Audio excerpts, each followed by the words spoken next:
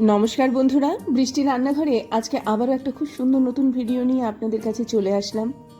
কাছে দূরে যে যেখান থেকে আমার এই ভিডিওটি দেখছেন, আশা করি সবাই ভালো আছেন, সুস্থ আছেন। প্রতিদিনকার লাইফে আমরা কম বেশি মিষ্টি খেয়েই থাকি। বাড়িতে তৈরি করা এই মিষ্টিটা একবার হলেও তৈরি করে দেখুন, খুব ভালো লাগবে খেতে। তার জন্য আমি একটুখানি চিড়ে নিয়ে নিচ্ছি, একটুখানি সুজি নিয়ে নিচ্ছি। চিড়েটাকে ভালো করে পরিষ্কার করে নিয়ে সুজিটা এর মধ্যে অ্যাড করে আমি এর একটা মিহি গুঁড়ো তৈরি করব। এবার আমি এরকম একটা প্লেট নিয়ে নিলাম, তার মধ্যে দুটো কলা নিয়ে নিলাম। কলা দুটোকে ভালো করে ছাড়িয়ে পরিষ্কার করে নিয়ে ছোট ছোট টুকরো করে কেটে নিতে হবে। কলা বলুন, চিড়ে বলুন, সুজি বলুন, এগুলো তো শরীরের জন্য ভালো। তার মধ্যে যদি এগুলো বাড়ির তৈরি মিষ্টি হয়ে থাকে, দেখবেন এগুলো শরীরে কিন্তু খুব ভালো উপকারে লাগে। তো এরকমভাবে দুটো কলাকে আমি ছাড়িয়ে নিলাম। ছাড়িয়ে নেওয়ার পরে আমি এবারে পিস পিস করে কেটে নেব। তো যখন আমরা চিড়েটা এবং সুজিটা গুঁড়ো করব বা পেস্ট করব, সেটা কিন্তু এরকম কলা দিয়েই পেস্ট করব। তো এরকমভাবে কলাটাকে ছোট ছোট টুকরো করে আমি কেটে নিলাম। কেটে নেওয়ার পরে এইবারে আমি যে সুজিটা পেস্ট করব বা গুঁড়ো করব, তার সঙ্গে কলাটা দিয়ে দিলে এটা খুব সুন্দরভাবে পেস্ট হয়ে যাবে। তো প্রতিদিনকার লাইফে সকালবেলা বলুন বা খাবারের শেষে বলুন, ডেজার্ট হিসাবে বলুন, যদি আমরা এগুলোকে এইভাবে ব্যবহার করতে পারি না, তাহলে দেখবেন শরীরের জন্য কিন্তু খুব ভালো আকারে হেলদি একটা খাবার। একটু অন্যভাবে তৈরি করে দেখাবো, একটু অন্য খুব সুন্দর, শরীরের যাতে হেলদি ব্যাপারটা থাকে সেই জন্য কিছু ড্রাই ফ্রুট আমি এখানে ব্যবহার করব। তার জন্য সবার প্রথমে যেটা ব্যবহার করছি সেটা হচ্ছে খেজুর। খেজুরগুলোকে মাঝখান দিয়ে আমি এরকমভাবে কেটে নিচ্ছি এবং কেটে নেওয়ার পরেই পিস পিস করে কেটে নেব। নর্মালি খেজুর আমরা যে কোনো ধরনের ফলের দোকানে কিনতেই পাওয়া যায়। তো ওই রকম খেজুরগুলোকে বাড়িতে এনে আমি জাস্ট একটুখানি ধুয়ে নিয়ে তারপরে ব্যবহার করি। একদম ডাইরেক্ট খেজুরটা দিয়ে দিই না।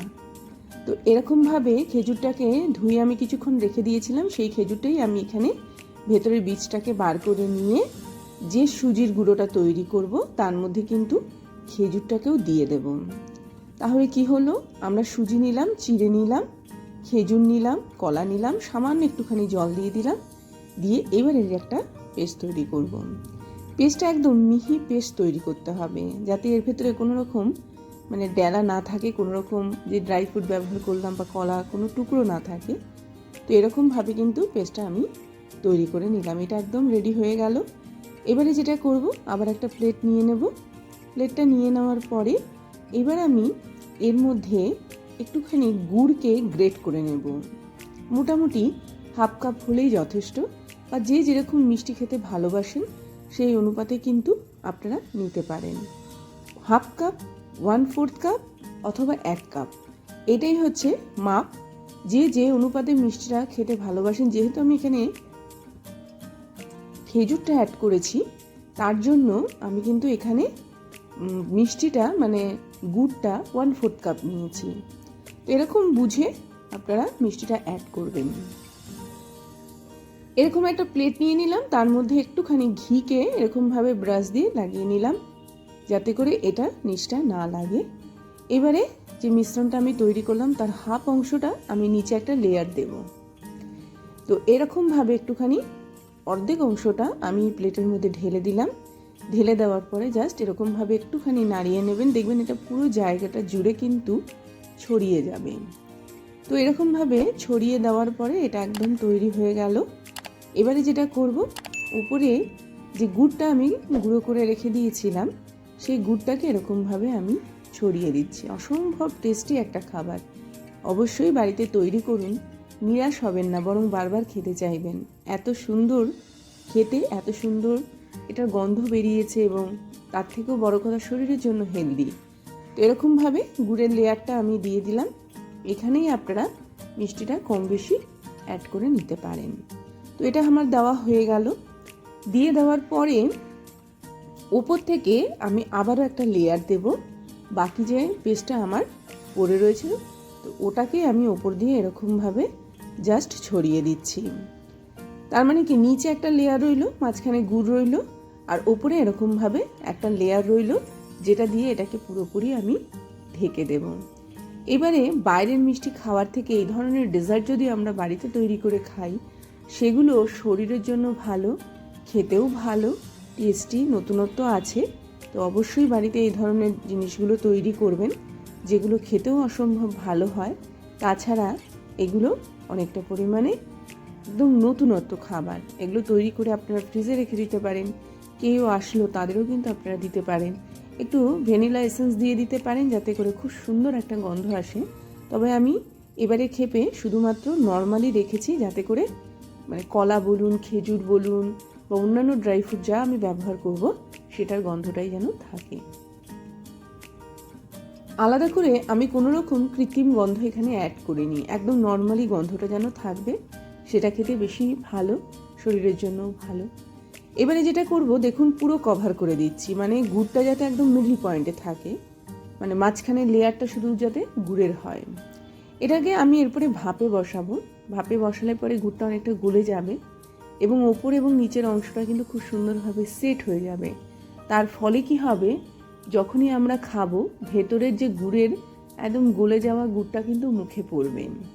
শীতের সময় খেলে আপনারা একটুখানি নলেন গুড় এর মধ্যে ব্যবহার করে দেখতে পারেন, খুব সুন্দর লাগে খেতে। আমার এটা একদম ঢাকা দেওয়া হয়ে গেল, ঠিক এই রকমই কিন্তু হবে। পুরো প্রসেসটা আমি একদম সুন্দরভাবে দেখিয়ে দিই, যাতে করে আপনাদের করতে বা করার সময় কীভাবে দেখতে লাগবে পুরোটাই কিন্তু আপনারা বুঝতে পারবেন। তো এরকমভাবে জিনিসটা আমার তৈরি হয়ে গেল। এবার কিছু ড্রাই ফ্রুট নিয়ে নিলাম, আপনাদের যা খেতে ভালো লাগে ওপর দিয়ে সেই ড্রাই ফ্রুটগুলোই কিন্তু এখানে আপনারা ব্যবহার করতে পারেন। নর্মালি আমরা যে ধরনের ড্রাই ফ্রুট খেয়ে থাকি সেগুলোকেই মাঝখান দিয়ে একটু ছোট টুকরো করে নিয়ে বা কুচি কুচি করে নিয়ে, তবে খুব বেশি গুঁড়ো করব না, এমনভাবে কাটবো যাতে করে মুখে বাজে। এইরকমভাবেই কিন্তু এর ওপর দিয়ে আমি ছড়িয়ে দেব। তো এরকমভাবে কিন্তু তৈরি করে নিলাম অসাধারণ স্বাদের এই খাবারটি। অবশ্যই বাড়িতে তৈরি করবেন, অবশ্যই বাড়িতে খাবেন এবং খাওয়ার পরে কেমন লাগলো অবশ্যই আমাকে জানাবেন। আমরা মূলত যখন এই খাবারগুলো তৈরি করি বা আপনাদেরকে দেখাই, তখন কিন্তু এটা গরম অবস্থাতে থাকে, সেই জন্য অনেক সময় একদম ঠান্ডা হয়ে যাওয়ার পরে দেখানোর সুযোগ থাকে না। এই খাবারগুলো গরম অবস্থায় কিন্তু একরকম থাকে, যখন ঠান্ডা হয়ে যায়, যেহেতু এর মধ্যে সুজি রয়েছে, এটা কিন্তু সেট হয়ে যাবে এবং টুকরো টুকরো করেও কিন্তু আপনারা তুলতে পারবেন। তাই জন্য প্রথমে যখন আমরা এগুলোকে এরকমভাবে ভাপে বসাবো, ঠিক যখন জলটা গরম হচ্ছে আমি প্লেটটা এর মধ্যে দিয়ে দিচ্ছি। দিয়ে দেওয়ার পরে এটাকে ঢেকে রাখবো মোটামুটি 10 থেকে 12 মিনিটের জন্য। 10 থেকে 12 মিনিটের মধ্যে খাবারটা পুরোপুরি রেডি হয়ে যাবে, কিন্তু এটা ঠান্ডা হতে মোটামুটি 1 ঘন্টা মতো সময় লাগে, বা আধা ঘন্টা বাদে যখন একটু ঠান্ডা হয়ে যাবে আপনারা ফ্রিজে ঢুকিয়ে দিতে পারেন। একটা কাঁটা চামচ দিয়ে দেখে নিলাম, হ্যাঁ এটা একদম রেডি হয়ে গেছে। তো এইরকমভাবে আমি এটাকে নামিয়ে নিলাম। যেটা বলছিলাম, গরম অবস্থায় একরকম থাকবে, এটা এখনও গরম রয়েছে। মোটামুটি 1 ঘন্টা মতো সময় দেবেন, এটা খুব সুন্দরভাবে সেট হয়ে যাবে এবং এটা পুরোপুরি উঠে আসবে, একদম পিস পিস করে আপনারা কাটতে পারবেন। কিন্তু এখন যেহেতু গরম রয়েছে, আমি শুধুমাত্র ভেতরের অংশটুকু দেখিয়ে দিচ্ছি এটা কিভাবে সেটটা তৈরি হয়। দেখুন এইরকমভাবে জাস্ট কাটবেন, এই দেখুন ভেতরে অংশটা কিন্তু একদম মানে গুড়ের যে অংশটা রয়েছে সেটা রয়েছে, আর নিচের অংশটা কিন্তু আবার সেই সুজিরই রয়েছে। তো এইরকমভাবেই কিন্তু ডেজার্টটা তৈরি হবে এবং এটা ফ্রুট দিয়ে তৈরি, এই জন্য শরীরের জন্য ভালো। একদম ভেতরের অংশটা দেখিয়ে দিচ্ছি, দেখুন এই রকম তৈরি হবে। এই বলে আজকের মতো বিদায় নেব, আবার আসবো একটা খুব সুন্দর ভিডিও নিয়ে। ততক্ষণ সবাই ভালো থাকবেন, সুস্থ থাকবেন, দেখতে থাকবেন বৃষ্টির রান্নাঘরে। আসলাম তাহলে।